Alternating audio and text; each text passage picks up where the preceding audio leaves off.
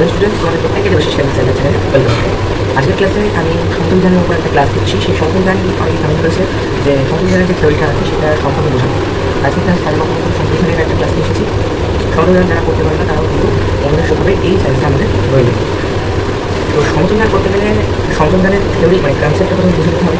যারা সংবিধান একদম কিছু বোঝে না তারাও তার ক্লাসটা দেখার পর সব বুঝতে হবে। কিন্তু একটা মানে রিকোয়েস্ট, এই ভিডিওটা একদম শেষ পর্যন্ত কোনো রকম স্কিপ ছাড়া দেখতে হবে। কারণ কোনো একটা থিওরি আমাকে বোঝা দেখতে হবে স্কিপ করো, তাহলে কিন্তু সেটা বুঝতে অসুবিধা হয় এবং সেটা করতে কিন্তু অসুবিধা হয়। তার জন্য পুরোটা দেখতে তাহলে কিন্তু বুঝে নিতে পারবে। এবং আচ্ছা শুরু করি। ক্লাসে কোনো আগে বলি, মানে অনেক ব্যাচ রয়েছে, সেখানে হচ্ছে হোয়াটসঅ্যাপ গ্রুপ আছে, সেখানে তোমরা জয়েন করতে পারো। ইউটিউবে যে ক্লাসগুলো দেওয়া হচ্ছে সেই ক্লাসের উপর ভিত্তি করে সেখানে মেনলি হচ্ছে যে সমস্ত নোটস এবং ফ্রি ওয়াইফাই গ্রুপে দেওয়া হবে।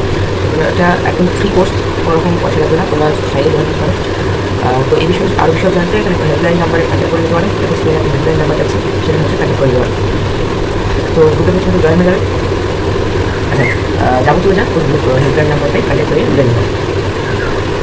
অথবা আমাদের যে পোস্ট সেকশন আছে সেখানে দেখতে পারো, একটা মানে সবগুলো বোঝানো হয়েছে, ডিটেলস সব ওই ওখানে দেওয়া হয়েছে, ওখান থেকে দেখতে পারেন। পোস্ট বোঝানো হয়েছে, ডিটেলস সব ওই ওখানে দেওয়া হয়েছে, ওখান থেকে দেখতে পারেন। পোস্ট সংক্রান্ত যাবতীয় ইনফরমেশন। শুরু করি। সংবিধান করতে গেলে প্রথমত সংবিধান কি জানতে হবে। সংবিধান মানে হচ্ছে সমতা বিধান। সমতা বিধান, বিধান মানে হচ্ছে নিয়ম, আর সমতা মানে সমান করার নিয়ম। তাহলে সমান করার নিয়ম হচ্ছে সংবিধান, এটাকে ইংরেজিতে বলা হয় ব্যালেন্স করা, ব্যালেন্স করা বলা। সংবিধান করতে হলে যে সমস্ত কেমিক্যাল ইকুয়েশন আছে, কেমিক্যাল ইকুয়েশন যেগুলো আছে সেই কেমিক্যাল ইকুয়েশনের উপর হচ্ছে সংবিধান করতে হবে। যেমন এখানে কতগুলো কেমিক্যাল রিয়াকশন আছে, কতগুলো বিক্রিয়া আছে, যেমন C+O2C, এই সমস্ত বিক্রিয়াগুলোকে সমান করাটা সংবিধানের মধ্যে পারে। অর্থাৎ মানে এই সমস্ত বিক্রিয়াগুলোর বাম দিক একটা রয়েছে আর ডান দিক একটা আছে। তুমি জানো এই বাম দিকে যেগুলো থাকে, মানে যে সমস্ত দ্রব্যমূল্যগুলো থাকে তাদের বলা হয় বিক্রিয়ক পদার্থ। বিক্রিয়ক কাকে বলে? বিক্রিয়ক হচ্ছে যে রাসায়নিক বিক্রিয়ায় অংশগ্রহণকারী পদার্থকে বলা হয় বিক্রিয়ক পদার্থ। তাহলে এবং সমাজচিহ্নের ডান দিকে যে সমস্ত ইকুয়েশনগুলো আছে সেগুলো হলো বিক্রিয়াজাত পদার্থ। অর্থাৎ বিক্রিয়ার ফলে যে পদার্থটা উৎপন্ন হচ্ছে সেই পদার্থকে বলা হচ্ছে বিক্রিয়াজাত পদার্থ। তাহলে এইগুলোকে বলা হচ্ছে বিক্রিয়াজাত পদার্থ। তাহলে এবার এই বিক্রিয়া পদার্থ এবং বিক্রিয়াজাত পদার্থকে সমান করার নিয়মটা হচ্ছে সমতা বিধান। যেখানে কতগুলো কোশ্চেন দিয়েছে, এখানে যেমন আছে প্রথমত ধাতু, অধাতু, অক্সিজেন, হাইড্রোজেন। প্রথমে এই বিক্রিয়ার মধ্যে দেখতে হবে কোথাও অধাতু আছে কিনা। প্রথমে সমতা বিধান করতে গেলে প্রথমে ধাতু দেখতে হবে। আশা করি তোমরা জানো ধাতু আর অধাতু থিওরিটা, যে কোনগুলো ধাতু কোনগুলো অধাতু। ধাতুর মধ্যে আছে সোডিয়াম, ক্যালসিয়াম, তারপরে সোডিয়াম, ক্যালসিয়াম এগুলো হচ্ছে ধাতুর মধ্যে রয়েছে। তারপরে আর যেগুলো অধাতু সেগুলোর মধ্যে অক্সিজেন, হাইড্রোজেন, কার্বন ডাইঅক্সাইড, এগুলো তো ক্লোরিন, এগুলো হচ্ছে অধাতুর মধ্যে রয়েছে। তো এগুলো হচ্ছে অধাতু। প্রথমত যে দেখতে হবে যে বিক্রিয়ার মধ্যে কোনো ধাতু আছে, তাহলে প্রথমেই করতে হবে যদি ধাতু থাকে তাহলে ধাতুটা সংযোজন করতে হবে। তারপরে ধাতু না থাকলে অধাতু, অধাতু না থাকলে অক্সিজেন, অধাতু যদি না থাকে তাহলে দেখতে হবে অক্সিজেন রয়েছে, অক্সিজেনের পর অক্সিজেনও যদি না থাকে তাহলে দেখতে হবে হাইড্রোজেন রয়েছে। এইভাবে স্টেপ বাই স্টেপ করতে হবে। একটা এক্সাম্পল, ফর এক্সাম্পল C+O2C, অধাতু রয়েছে না, অধাতু রয়েছে সি, কার্বন।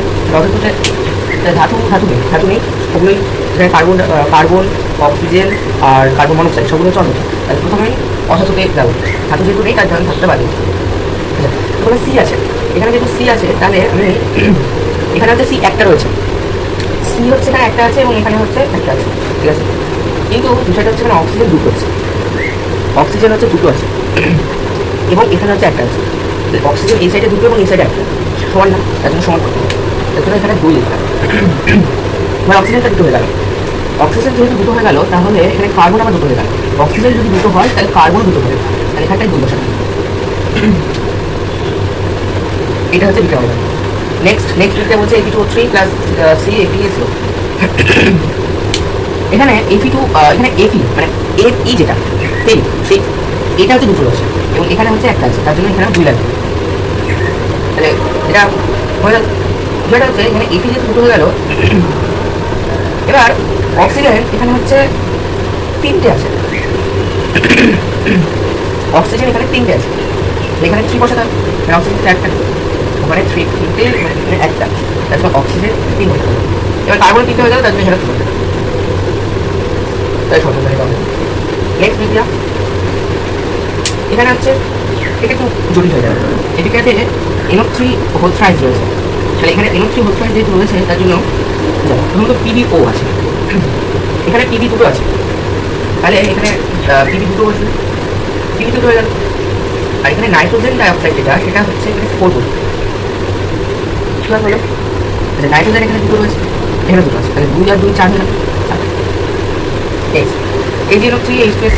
আচ্ছা প্রথমত ধাতু অধাতু জায়গা থেকে ধাতু মানে প্রথম ধাতু কাজ করতে হয়, ধাতু এখানে নেই। আচ্ছা ধাতু আছে, সিলভার ধাতু, সিলভার এখানে একটা আছে, দুটো আছে, তাহলে এখানে 2 বসবে।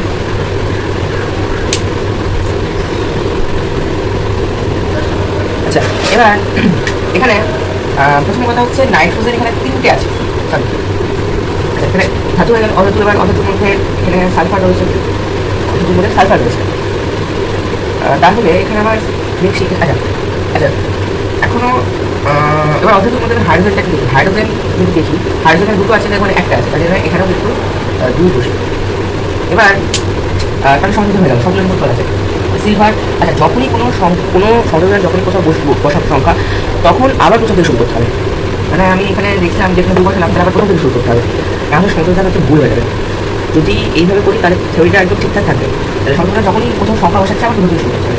এবার এখানে কী করবো, শুরু করছি, এখানে এডি দুটো আছে, এখানে দুটো আছে, এখানে NO3 এখানে 3 রয়েছে, ঠিক আছে। আর এখানে দুটো আছে, এখানে দুটো আছে, ঠিক আছে। সালফার এখানে ঠিক আছে, এখানে ঠিক আছে। তাহলে এটাও সংযোজন হয়ে গেল। নেক্সট হচ্ছে পাঁচেরটা হচ্ছে যে এখানে P4 প্লাস I2 সমান Pi3 এখানে। আচ্ছা প্রথম কথা হচ্ছে এখানে কি আছে, এখানে যেটা আছে এখানে 3 রয়েছে, I জায়গাটা I যেটা আয়োডিন যেটা সেটা হচ্ছে 3 আছে, এখানে 2 আছে, এখানে আয়োডিন দুটো আছে, এখানে কিন্তু 3টে আছে, তাই জন্য 3 বসাবো। আচ্ছা এখানে আচ্ছা এখানে তাহলে 3 বসাবো। এবার ফসফরাস এখানে 4টে আছে, এখানে কিন্তু এখানে একটা নেই, এখানে 4 বসাবো। এবার আয়োডিন আবার 3 দ্বারা 12টা হয়ে গেল, তার জন্য এখানে 3 বসালে হবে না, 6 বসাবো। বোঝা গেল? মানে বিষয়টা হচ্ছে এখানে প্রথমত আচ্ছা প্রথমে এই যে পি যেটা আছে সেটা দেখছি ফসফরাসের ক্ষেত্রে এখানে 4টে রয়েছে আর এখানে একটা রয়েছে, তার জন্য এখানে 4। তো ফসফরাসটা ব্যালেন্স হয়ে গেল, কিন্তু আয়োডিনের ক্ষেত্রে দেখি আয়োডিন এখানে দুটো আছে, এখানে 3টে আছে, তাহলে এখানে আয়োডিন যেহেতু ফসফরাসের ক্ষেত্রে আমি 4 বসেছিলাম তার জন্য আয়োডিন এখানে 3টা 12 হয়েছে, তার জন্য এখানে 12টা রয়েছে, এবার এখানে 2 রয়েছে, তাহলে 6 12 হয়ে যাবে ব্যালেন্স, তাহলে এটাও হয়ে গেল। নেক্সট ভিআই এখানে মিথেন রয়েছে, CH4 মিথেন আর অক্সিজেন রয়েছে, সেখানে কার্বন ডাইঅক্সাইড আর জল উৎপন্ন হয়েছে। তো এখানে প্রথম কথা অক্সিজেন। আচ্ছা প্রথমে ধাতু দেখো, ধাতু মানে methane oxygen carbon dioxide hydrogen জল, একটা ধাতু নেই অধাতুর মধ্যে প্রথমত মিথেনটা দেখি। আচ্ছা মিথেনের মধ্যে এখানে আমাদের কার্বন দেখি, কার্বন এখানে একটা আছে, এখানে একটা আছে, হয়ে গেল। এখানে হাইড্রোজেন 4টে আছে, এখানে হাইড্রোজেন দুটো আছে, তাহলে হাইড্রোজেনের ক্ষেত্রে এখানে 2 বছর, হাইড্রোজেন যদি 2 বছর তাহলে অক্সিজেন 2 হয়ে যাবে, অক্সিজেন যদি 2 হয়ে গেল তাহলে অক্সিজেন এখানে দেখছি 2 আছে, কিন্তু এখানে 2 আর 2 মানে 4 হয়েছে, তার জন্য এখানে হচ্ছে 2 বছর, এটা ব্যালেন্স।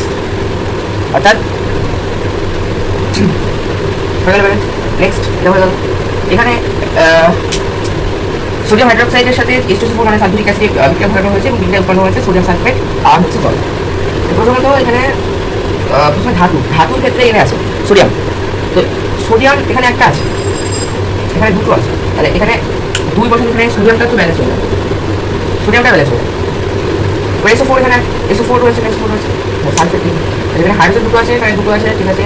ওই এখানে অক্সিজেন সালফেট, এখানে হাইড্রোজেন যদি দেখি এখানে দুটো আছে, এখানে দুটো আছে, মানে 4টে, এখানে আমাদের হাইড্রোজেন দুটো আছে মানে দুটো। তাহলে এই কয়েকটা ইকুয়েশন দেখানো হয়েছে। তো এই এক্সাম্পলের মাধ্যমে হচ্ছে প্র্যাকটিস করতে করতে আসলাম, এই আশা করি হয়ে যাবে, আশা করি তোমরা ব্যালেন্স শিখতে পেরেছো। এবার এই এক্সাম্পলের উপর ভিত্তি করে তোমরা এই কয়েকটা এই 3টে কেমিক্যাল রিঅ্যাকশন দিয়েছি, দিয়েছি এই বিক্রিয়াগুলো হচ্ছে সংশোধন করে আমাকে হোয়াটসঅ্যাপ মানে কমেন্ট সেকশনে হচ্ছে দিই। যদি না পারো তাহলে বলো, আমি কমেন্টে এই সমস্ত অ্যান্সারগুলো দিই। আর যদি ভিডিওটা সম্পূর্ণ দেখতে হবে আশা করি এই 3টে অনায়াসে করে থাকবে। ওকে, তো আজকে ভিডিওটা এই পর্যন্ত। তোমরা রোশন চ্যানেল সাবস্ক্রাইব করবে এবং যদি ভিডিওটা আজকে ভিডিওটা ভালো লেগে থাকে তাহলে লাইক করবে। এবার যখন তোমরা সাবস্ক্রাইব করবে আমরা নোটিফিকেশন পাই নেক্সট কোনো ভিডিও তার জানার জন্য, তো সাবস্ক্রাইব করে দেবে।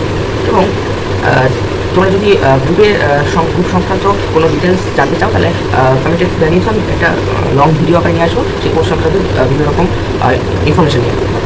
তো তোমরা যদি ইচ্ছুক থাকো তাহলে যে আমাদের হেল্পলাইন নাম্বার এখন আমি দিয়ে দিচ্ছি স্ক্রিনে, সেই হেল্পলাইন নাম্বারে কন্ট্যাক্ট করে নিও। সেখান থেকেও তোমরা আমি তোমাদের সাথে কথা বলবো, ডিটেলস সেখানেও বলে দেবো, আর নাহলে কমেন্টে জানিয়ে দেবো, সেখানেও দিয়ে দেবো। সো আজ ভিডিওটা এই পর্যন্ত।